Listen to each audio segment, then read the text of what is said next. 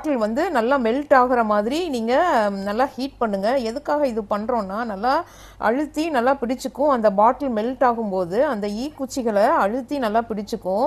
அழுத்தி பிடிக்கிறதுனால நம்மளுக்கு பெருக்கும்போது, நின்றுக்கிட்டே பெருக்கும்போது அந்த ஈக்குச்சிகள் வந்து கீழே விழாமல் நல்லா ஸ்ட்ராங்காக இருக்கும்.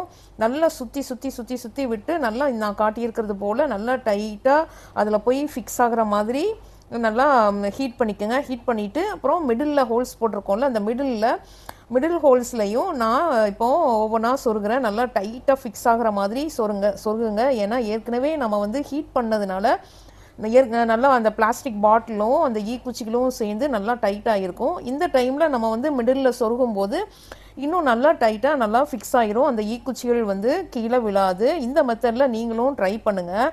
கண்டிப்பாக உங்களுக்கும் யூஸ்ஃபுல்லாக இருக்கும். நீங்கள் உங்களோட ஹைட்டுக்கு ஏற்ற மாதிரி அந்த கீழ்ப்பகுதியை